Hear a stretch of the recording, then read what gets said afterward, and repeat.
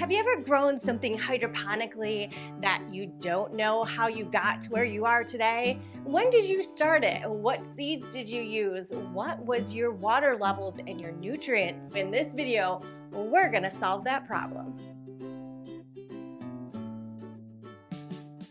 When I started doing hydroponics about 2 years ago, I had purchased myself this book that is basically just a really big calendar.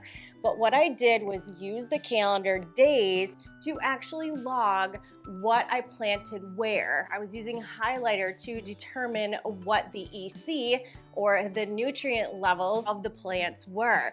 And then throughout those weeks and months, I was logging down what was going on with the plants. What are we gonna do to help you guys so you know how to keep up on your plants? I made something very special just for you. Welcome to my hydroponic journal. Now, it's not my hydroponic journal, it's your hydroponic journal.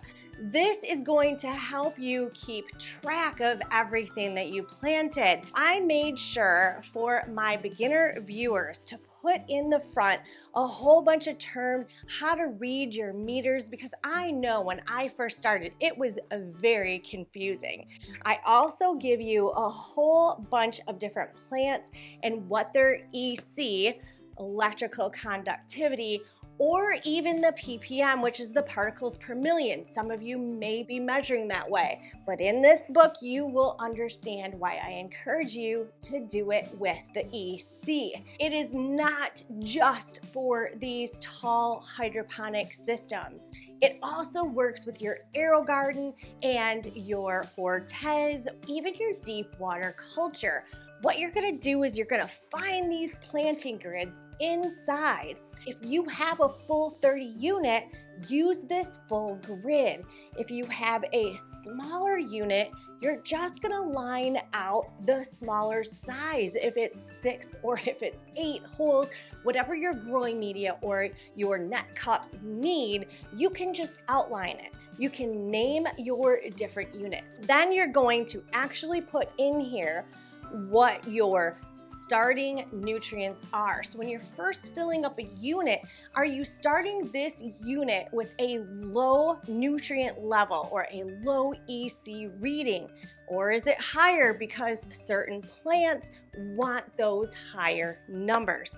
You're also going to notice with the chart that is inside with all of these wonderful planned out numbers that when you're growing things like strawberries that might be at a 1.0 to a 1.4, they might not live so happy with something like an eggplant, which is 2.5 to 3.5.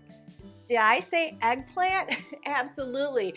I just started some down in the corner, so I do have a few little crazy ones thrown in here for you. When you get to where you're growing more and you're watching things and they're kind of starting to come up, then you're gonna keep track of what is happening with those plants.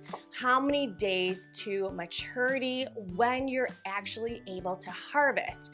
Now, a problem that I had, I did this last year and I did it again this year. It's another reason why I made this book. My dill, I wanted to grow for the actual pickles, the cucumbers that we were growing out in the garden because dill's really hard to find at the grocery store, especially during pickle season. So I started growing a whole bunch of dill.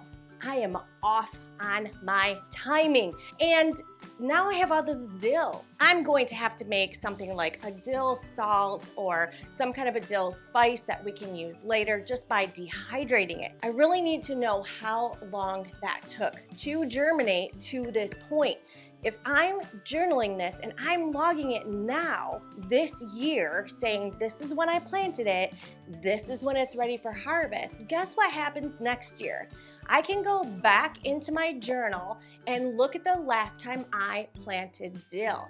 I can see exactly how long it took to germinate in my home situation. Your growing time and your harvest time may be totally different than mine. So it's really hard to say this is when it's gonna come to harvest time. You could actually color these with a colored pencil. Maybe the green is basil. Maybe your eggplants, you're coloring it in with purple. Or one unit is one color, another unit is another color. Are you happy with your grow? Are you frustrated? I'm frustrated with my strawberries. I'm so frustrated with my strawberries. Make sure you're really logging that stuff. So after all of the questions you guys had about me journaling and even taking pictures in this big, huge scrapbook that I only ended up using about half of it because some of it didn't work for what I was doing, that's kind of where my hydroponic journal came to be. I also want to thank all of my viewers, my Facebook group. You actually put this as a #1 bestseller for the first 2 days that it was released. Grab one of these journals, get everything you need down to a science. And after a while, you won't have to think about it quite so much. But if you're like me, I should have been thinking about the dill. I'm gonna go ahead and start logging all of the new seeds that I planted, and we'll see you on the next video.